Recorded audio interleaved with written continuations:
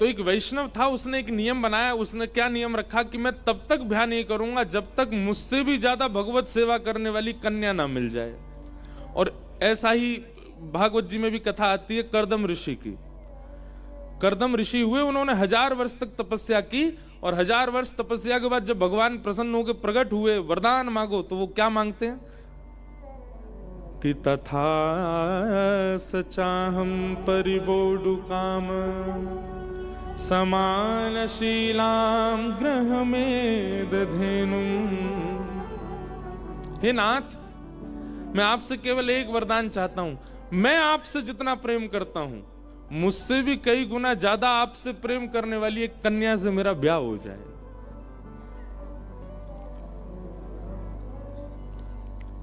लोग क्या करते हैं, ठाकुर जी के सामने जाके सुंदर मांगते हैं, सुंदर बहू दे दो। हे ठाकुर जी, ऐसी बहू दे दो, खूब सारो दहेज लेके आवे, माता पिता की सेवा करे, हमारी बात माने।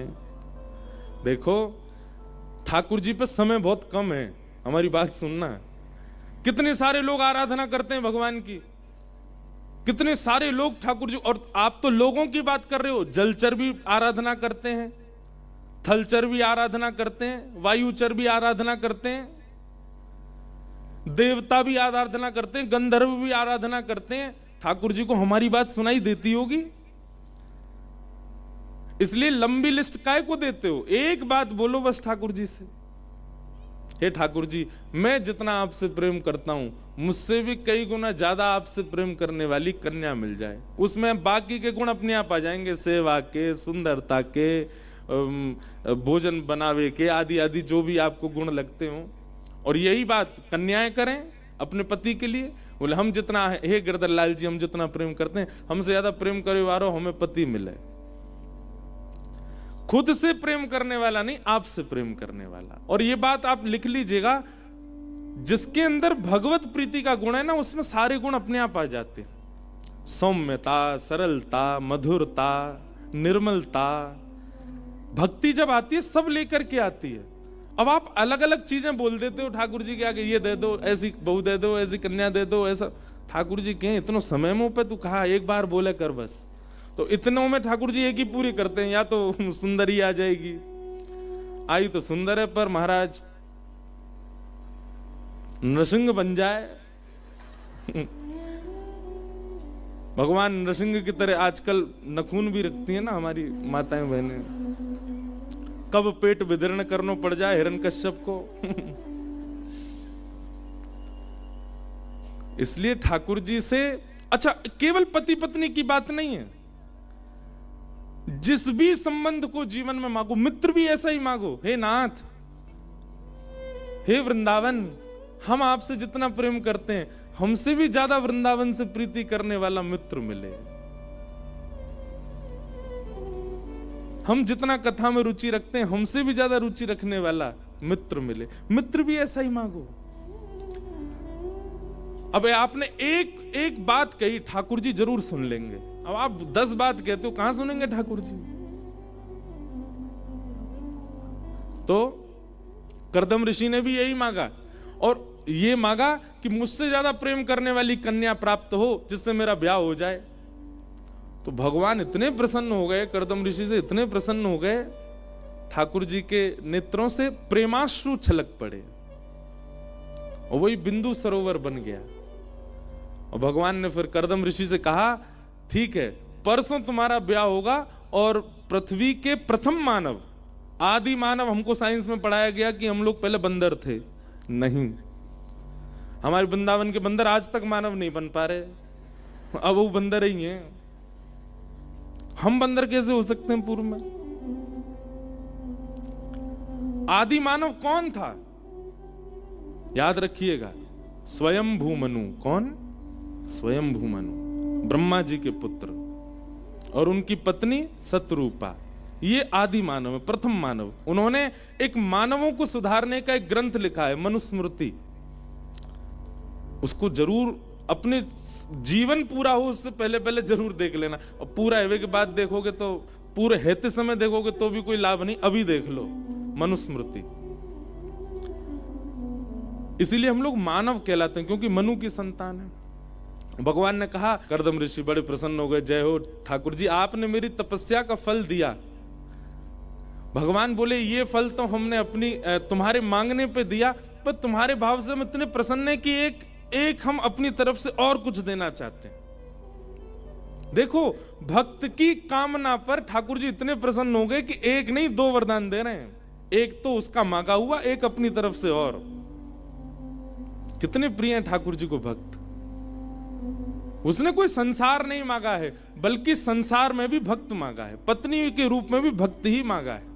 ठाकुर जी बोले, स्वयंभू मनु की पुत्री से तुम्हारा ब्याह होगा, ये तुम्हारा वरदान पूर्ण। अब मेरी तरफ से एक और वरदान लो। क्या?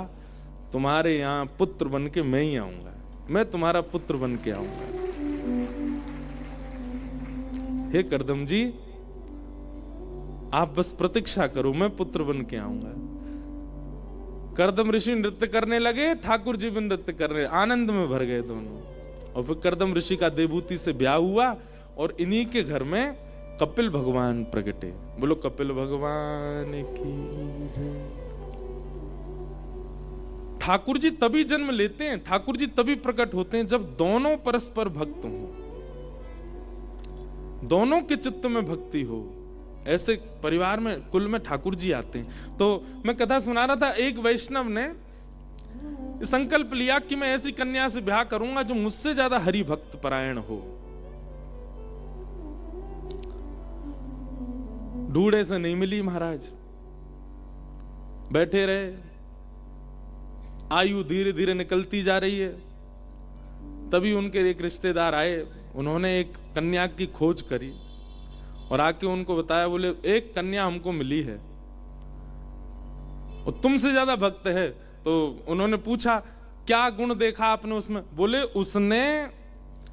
उसने ये संकल्प लिया है कि वो रोज अपने पिता से कहकर के 1000 संतों को प्रसाद पवाती है, और उसने ये संकल्प लिया है कि मैं उसी घर में ब्याह करूंगी जो रोज कम से कम 1000 संतों को प्रसाद पवावे। महापुरुष बड़े प्रसन्न हो, बोले वाह, ये बढ़िया है, ये तो हमसे ज्यादा वैष्णव, हमसे ज्यादा भक्त है, इससे हमारा ब्याह हो जाए। तो ब्याह में भी जो चर्चा हुई परिवारों में, यही चर्चा हुई, बोले हमारी पत्नी की, हमारी बेटी की एक ही इच्छा है कि जो भी पति हो वो 1000 वैष्णवों को प्रसाद पवाए। इन्होंने स्वीकार किया, बोले मुझे स्वीकार है, जब तक तन में प्राण है तब तक मैं रोज प्रसाद पवाऊंगा।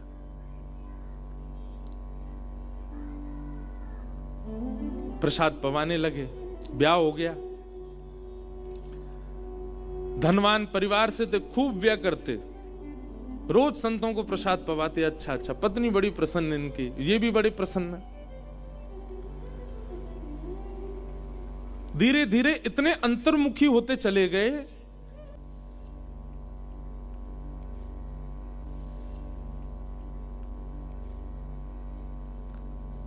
अब चिंता होने लगी, अब कैसे पवाएं, अब धन तो बचा नहीं। उधार लेने लगे, दुकानों से उधार, पूरे उधार लेने लगे, दुकानों से उधार, पूरे नगर से उधार ले। बेचारे वो वैष्णव भक्त ने मन बना लिया, बोले कि अब तो कुछ करना पड़ेगा, काम धंधा हमसे होता नहीं, अभ्यास नहीं हमारा। तो वो क्या करते, रात्रि में नगर में जाते और नगर में चोरी करना प्रारंभ कर दिया। और चोरी भी क्या करते, लोगों के घरों से आटा, दाल, चावल, नमक, मिर्च ये सब चुराते। धन नहीं चुराते, राशन चुराते। और विशेष रूप से उन घरों से चुराते जो कभी संत सेवा नहीं करते। मतलब एक भक्त सेवक होना ठाकुर जी को कितना प्रिय लगता, हम इस विषय में ये बात बता रहे हैं।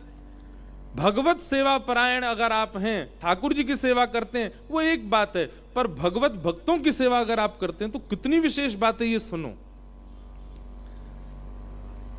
ये अनुकरणीय बात नहीं है जो हम यहां बता रहे हैं कि कहीं आपको भी लगे महाराज जी ने तो बताई थी कथा में कि सेवा अभाव से हम चोरी भी करें तो कोई दिक्कत नहीं है। ऐसा नहीं, जाते और राशन चुरा लेते। धीरे धीरे महाराज नगर में हल्ला होने लगा, कोई बहुत बड़ा चोर हो गया है, सबके घर की राशन सामग्री रात में चोर जाती है।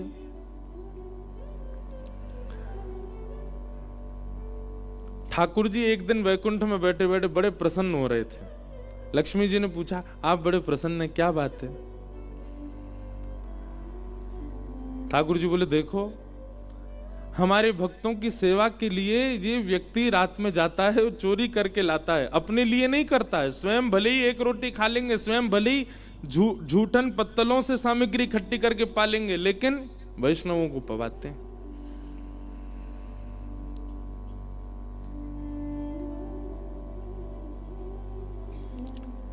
लक्ष्मी जी बोली, आपके मन में क्या भावना आ रही है?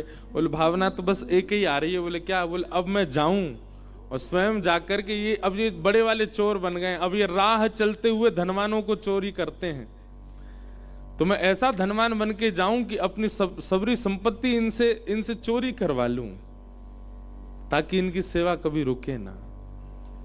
और ठाकुर जी एक बढ़िया सेठ का रूप धारण करके, बढ़िया सुंदर पाग पहन के, हाथन में ऐसे कड़ूला पहन के, पामन में कड़ूला धारण कर, सोने की बैंत लेकर के, बढ़िया आभूषण पहन के, चश्मा भी बढ़िया लगा। वास्तव में चश्मा होगा कि नहीं पता नहीं, लेकिन लगाए हो, एक सेठ बन गए।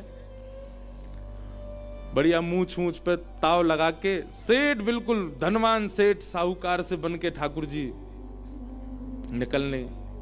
लक्ष्मी जी बोली, हम भी चलें? बोले, चलो। लक्ष्मी जी भी तैयार होकर के आई। बढ़िया प्रेम से आनंद करते हुए ठाकुर जी जा रहे थे। तभी जैसे ही इन्होंने, ये वैष्णव वहां अब रोड मार्ग में खड़ा रहता था, आते जाते लोगों को चोरी करता था। इसने जैसे ही देखा ठाकुर जी को आते भये, उनके संपूर्ण अंग पर जितने आभूषण थे सबको देख करके इसने अनुमान लगा दिया कि बोले, भैया इतनी संपत्ति पहन करके जा रहा है कि अगर ये मैं हरण कर लूं तो आगामी 20-30 साल तक संत सेवा रुकेगी नहीं, चलती रहेगी। जूती देख करके, बैंत देख करके, मालाएं देख करके, कुंडल देख करके सबका आकलन लगा लिया। बोले, कितनी व्यवस्था हो गई संतो सेवा की, बढ़िया है, इनका हरण करो। ठाकुर जी गए, बैंत खटकाते हुए, जैसे ही आगे जाने लगे तुरंत वो वैष्णव आ गया। बोले, महाराज कहाँ जा रहे हैं? बोले, आगे के गांव में हमारा एक व्यापार है, वहां जा रहे हैं, साथ में हमारी गृहिणी है, पर हमने सुना है ये बीच का जो गांव है, यहां पर कोई बहुत बड़ा चोर रहता है, वो अपहरण कर लेता है। हमें संकोच हो रहा है, हम तो ये सामान्य से गहने पहन करके, अभी पूर्ण श्रृंगार नहीं है ये तो हमारी साधारण, इतना तो पहन के सोते हैं हम रात में। वैष्णव सोचने लगा, बोले, बढ़िया है, तो इससे तो इसको फर्क ही नहीं पड़ेगा अगर चुरा भी ले तो, ये तो पहन के इतना तो सोता है, तो उसके पास तो बहुत संपत्ति होगी, इतनों से संत सेवा हो जाएगी।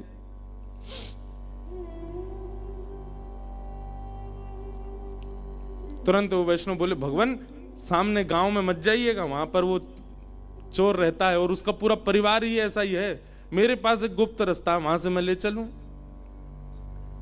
और जैसे ही लेकर के जाने लगे, गुप्त रास्ता में घनघोर भयावह जंगल में जैसे ही भीतर पहुंचे, तुरंत वैष्णव अपने रूप में आ गया और क्रोध भर के बोला, सुनो दोनों रुक जाओ। सेठ जी बोले, क्या बात है? बोले, अभी रुको, ये स्वाफी मैंने खोल के धर दिए, इसमें सारे गहने उतार के रखो। वो चोर कोई और नहीं है, मैं ही हूं जो सबके गहने चुराता हूं, यहां रख दीजिए एक एक वस्तु उतार के। ठाकुर जी घबराने लगे। रुक्मणी जी बोली, भगवान, बोले, जी रावण 10 मुख धारण करके आया तब नहीं घबराया आप? 10,000 हाथियों का बल वाला हिरण्यकश्यप आया तब नहीं घबराए आप? उसके कारण थरथर कांप रहे हो? ठाकुर जी बोले, वो सब राक्षस हैं, ये भक्त है। मैं भक्तन को दास, भगत मेरे मुकुट मणि। ठाकुर जी, कभी कभी मन में भाव आता है हम आधीन हैं ठाकुर जी के, कि ठाकुर जी आधीन है हमारे। आधीन शब्द को गलत लिया जा सकता है, पर आधीन नहीं, प्रेम की बात करें, हम प्रेमी हैं ठाकुर जी के, ठाकुर जी प्रेमी हमारे, ठाकुर जी प्रेमी है हमारे। हम क्या प्रेम उनको प्रस्तुत करेंगे जितना वो करते हैं हमसे।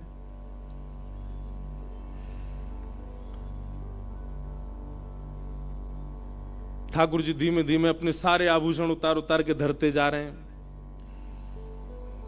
आभूषण देख करके उसने तोल तोल करके देखा, बोले कि 20-25 साल की तो व्यवस्था हो गई, साथ में माता जी हैं, इनके भी उतरवा दो आगे के, और हमारे जो बालक बच्चे होंगे वो भी संत सेवा करते रहेंगे, इतना धन हो जाएगा, इनके भी धरवाओ। लक्ष्मी जी ने भी उतार उतार के सब धर दिए। ठाकुर जी बोले भैया अब हम कंगाल हो गए, अब तो जान दो हमको। जैसे भगवान ने हाथ जोड़े तो एक अंगूठी थी, बोले ये कहां पहन के जा रहे हो, इससे तो 2-3 साल की व्यवस्था हो जाएगी संतों की, उसको उतारो। ठाकुर जी खींचन लगे, अब वो निकले नहीं बाहर। बोले भैया ये निकर नहीं रही है, बहुत बहुत ज्यादा गरिष्ठ हो गई है, अब इसको तो रहने दो, इतने से क्या कर लोगे। वो नहीं नहीं 5 साल की व्यवस्था है संतों की, ऐसे कैसे जान देंगे। लक्ष्मी जी भी खींचन लगी, नहीं निकली तो वैष्णव ने उंगली पकड़ी, वो सुनो इसको काट देते हैं। क्या करोगे इस उंगली का, कोई काम तो है नहीं है। ठाकुर जी बोले भैया इतने भी वो मत बनो, तुम उंगली काट दोगे हमारी। बोले और नहीं क्या करना, संत सेवा होगी। उंगली पकड़ के जैसे ही काटन लगे महाराज, तुरंत शंख चक्र गदा पद्म चतुर्भुज रूप धारण करके ठाकुर जी प्रकट है गए। ठाकुर जी जैसे प्रकट भये, उसने रूप देखा, स्वरूप देखा, लक्ष्मी जी को देखा, नेत्र सजल हो गए, चरणों में गिर गया। भगवान मुझे रोज रात में चिंता होती है कि मैं कहीं अपराध तो नहीं कर रहा, मैं कहीं पाप तो नहीं कर रहा हूं। फिर मेरे मन में आता है कि अपने लिए थोड़ी कर रहा हूं, केवल संत सेवा के लिए कर रहा हूं, वैष्णव सेवा के लिए कर रहा हूं। पर आज अपने भगवान को हरण करने की स्थिति में मैं आ गया, उनकी उंगली काटने की स्थिति में मैं आ गया। निश्चित है कि मैंने अब तक जो किया वो निश्चित अपराध ही होगा। प्रभु एक क्षण भी अब मुझे जीवित नहीं रहना, इसी समय सुदर्शन चक्र से मेरा सर धड़ से अलग कर दीजिए, क्योंकि जीवित रहूंगा तो मैं अपनी पत्नी को दिए वचन मैं उसको भुला नहीं सकता, मुझे रोज 1000 वैष्णवों को पवाना है, इसलिए आप मेरा वध कर दीजिए, आज मुझे यही नष्ट कर दीजिए। ठाकुर जी ने तुरंत उठा करके हृदय से लगाया, बोले तुम क्या सोचते हो, तुम्हारी सामर्थ्य है हमारा हरण करने की, हमारा अपहरण करने की, या हमारी वस्तुएं चुराने की? तुम्हारी सामर्थ्य नहीं है, ये हम खुद आए थे करवाने के लिए। हम तुमसे बिल्कुल उदास नहीं है, हम बिल्कुल नाराज नहीं, तुम्हारा कोई पाप नहीं है, क्योंकि तुमने अपने प्रयोजन में, अपनी उपयोगिता में उसका कोई व्यय नहीं किया, सब तुमने भगवत सेवा में लगाया, इसलिए हम तुमसे बिल्कुल भी नाराज नहीं है। चलो अब हमने इतनी व्यवस्था तुम्हारी कर दी है कि जब तक तुम्हारे प्राण हैं तब तक तुम्हारी सेवा रुकेगी नहीं, तुम्हें कुछ और करना नहीं पड़ेगा, जाओ। उसने फिर निवेदन किया, बोले भगवान आपने मुझे तो दर्शन दे दी, पर मेरी गृहिणी तो घर पर प्रसाद पा रही है, उसको भी दर्शन दें। तो ठाकुर जी बोले अब ऐसे जाएंगे तो पूरा गांव देखेगा। तो छोटे छोटे बालक बन गए दोनों, लक्ष्मी नारायण भगवान गोद में बैठ गए, और गोद में बैठ करके घर लेकर के गया। जा करके अरे सुनो देखो कौन आए हैं, बाहर आकर के देखा तो 2 बालक गोद में। बोले छोटे छोटे बालक किसके लिए आए हो? बोले बालक नहीं है, इनको प्रणाम करो। जैसे ही प्रणाम किया ठाकुर जी पुनः प्रकट हो गए, दोनों दंपतियों को दर्शन दिया, दर्शन देके आनंदित हुए। पूरी कथा हमने क्यों सुनाई? वैष्णव सेवा, संतन की सेवा, रसिकन की सेवा, ये सबसे ज्यादा प्रिय है ठाकुर जी को। एक बार को ठाकुर जी की सेवा में आप तत्पर नहीं हैं, चल जाएगा, पर वैष्णव संत रसिकन की सेवा में तत्परता आपको रखनी पड़ेगी। वहां से ठाकुर जी बड़े प्रसन्न हो गए। खूब संतन को आनंद करवाओ, खूब वैष्णवों की सेवा करो, ब्रजवासी को देख करके। अगर एक बात हम आपसे कहें बंधुओं, कभी अगर किसी वैष्णव भेषधारी में भी अगर कोई दोष दिख रहा हो ना, तो वह दोष देखते ही आप उसको प्रणाम करके वहां से चले जाओ, पर उस दोष को खींचो नहीं लंबा। इनमें ये दोष है, इनमें ये तो ऐसे हैं, ये सब भावनाएं मत रखो। जब हम किसी में दोष देखते हैं ना, तो फिर ठाकुर जी से कहते हैं, ठाकुर जी बताओ आपके वृंदावन में ऐसे लोग रहते हैं? ठाकुर जी कहते हैं जब मैंने वहां में दोष ना देखो तो तू काहे को देख रहा है? मेरो वृंदावन, मेरी जमुना जी, मेरी रज, मेरी भूमि, मेरी पृथ्वी, मेरो आश्रय, अब यहां रह रो है। या को मतलब है कि मैंने वाक को स्वीकृति दी है रे कि तो तू कौन होवे वाक में दोष देखे वारो, तू मत देखे।